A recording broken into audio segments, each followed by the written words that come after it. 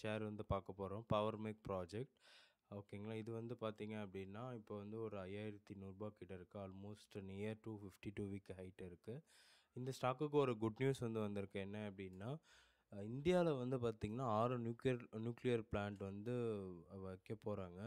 So இப்போ வந்து பார்த்தீங்கன்னா, பவர் மேக்கும் பிஹெச்இஎல்லும் வந்து நல்ல பெனிஃபிஷியல் ஆகும். அதுமாரி லாங் டேர்ம் இது வந்து ஒரு மிட் கேப் செக்டார் வந்து ஆக்சுவலா. பார்த்தீங்க அப்படின்னா, இது பெருசா டவுன் ஆகவே இல்ல. மேல கொஞ்சம் போகுது, கீழ கொஞ்சம் அப் அண்ட் டவுன் வருது.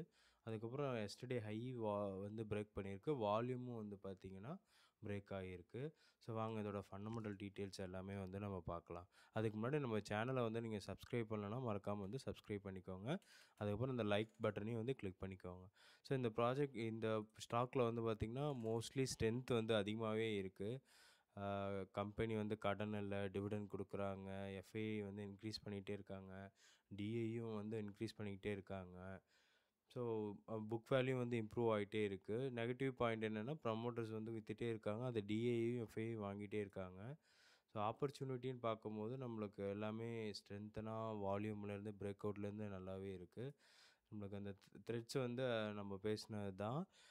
ப்ரமோட்டர்ஸ் வந்து டிக்ரீஸ் பண்ணுறாங்க. அதுக்கு காரணம் என்னன்னு தெரியல. பட் ஆனால் டிஏஏ, எஃப்ஐ வந்து இன்க்ரீஸ் பண்ணுறாங்க. ரீட்டெயில் இன்வெஸ்டர்ஸ் வந்து எக்ஸிட் ஆகிட்டே இருக்காங்க.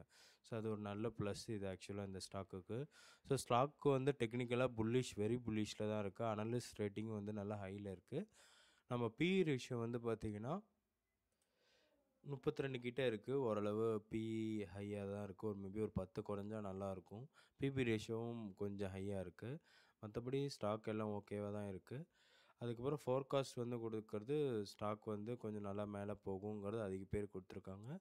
ஒரு 50% கிட்ட கொடுத்துருக்காங்க ஃப்ரெண்ட்ஸ். ஃபினான்ஷியலும் வந்து ஓரளவு ஓகேவாக இருக்குது. 5 கொடுத்துருக்காங்க ஃபினான்ஷியல் ஸ்கோரு.